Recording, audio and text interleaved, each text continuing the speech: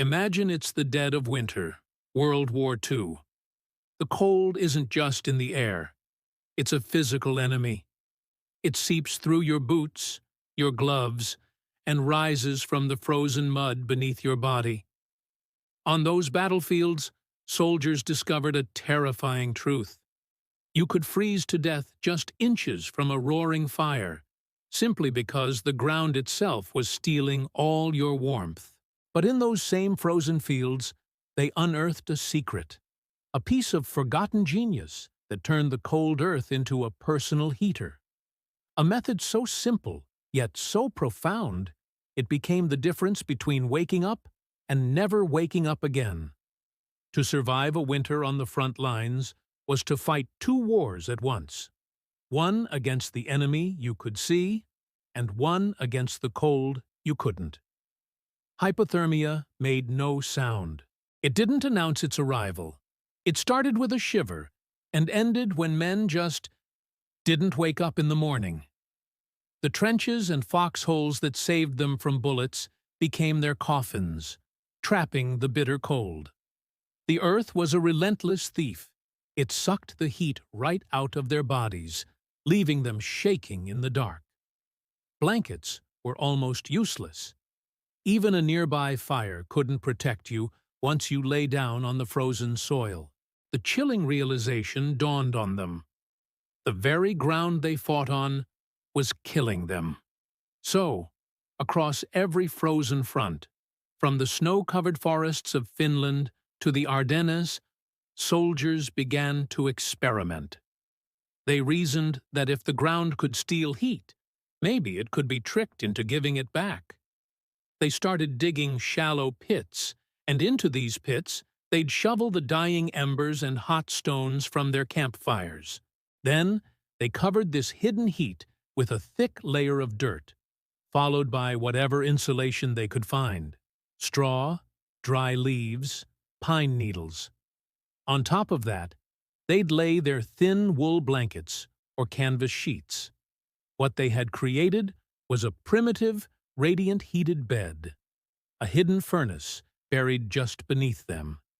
It wasn't fancy, it definitely wasn't comfortable, but in a world made of ice and mud, it was life-saving warmth. This clever trick worked because of a simple principle of physics: conduction.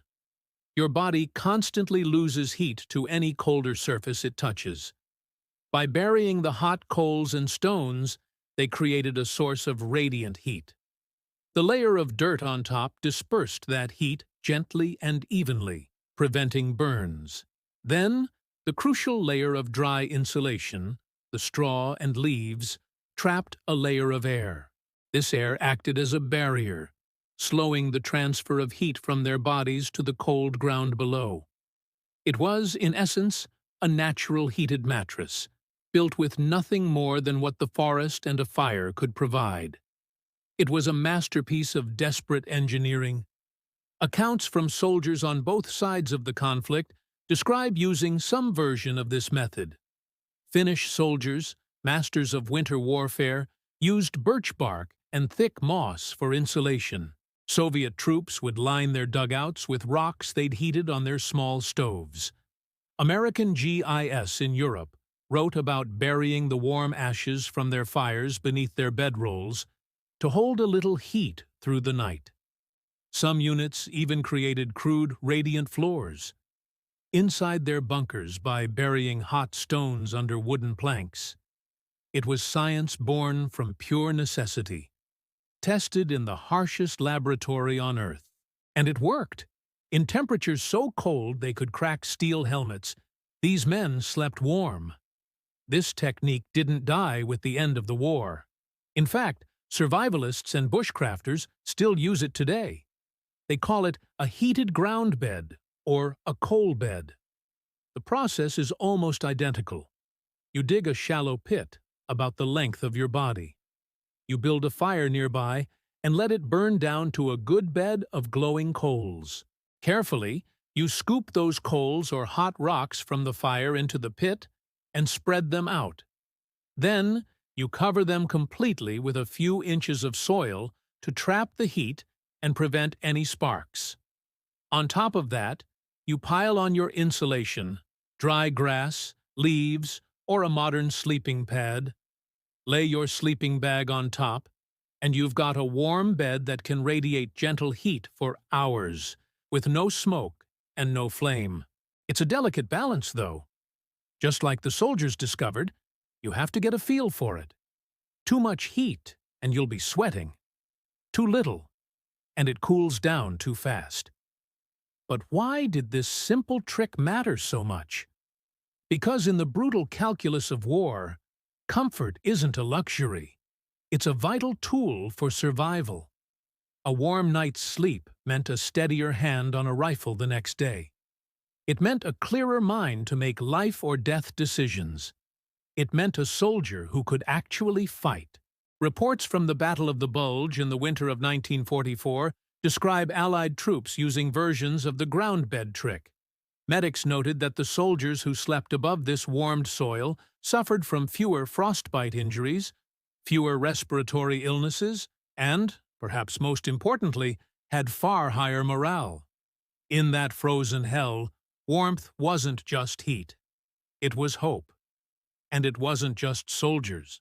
As the war tore across Europe, civilians caught in the chaos, refugees, resistance fighters, families hiding from air raids, used the same fundamental idea to survive. They would heat stones by their hearth, wrap them in cloth, and bury them in straw bedding to keep their children warm through the long, terrifying nights. It was the same physics, the same ingenuity, the same unyielding will to live. This wasn't a story about advanced technology. It was about people understanding their environment deeply enough to bend its rules and survive within it. This ground bed trick was never patented. It was never written down in an official field manual. It was fieldcraft, knowledge passed by whispers from one soldier to another in the darkness of a foxhole. Hey, warm the ground before you lie down? It was a secret shared by those who knew. Today, we have high-tech synthetic sleeping bags and insulated pads. We can buy warmth off a shelf. But those soldiers knew something more fundamental. That real warmth, true survival, isn't always something you buy. It's something you build. Even modern survival courses still teach this method. It's a powerful reminder that true preparedness is less about the gear you carry and more about the principles you understand. It's about knowing how heat moves, how the earth breathes, how a simple layer of trapped air can save your life. When everything else fails, when your lighter is broken, when your high-tech gear is lost, the same basic wisdom that got those soldiers through the war can still get you through the night. In the end, this simple trick is more than just a piece of history. It was a moment of quiet human brilliance born from chaos. It's a profound reminder that survival isn't just about enduring hardship. It's about understanding the world around you with enough creativity to turn a threat into an asset. The very ground that once froze soldiers to death became their ally, their source of warmth. And from that cold, unforgiving soil, a lesson was learned, one that still has the power to warm us today. Thanks for watching. If you found this story of ingenuity as fascinating as I did, consider liking this video and subscribing for more lessons hidden in history.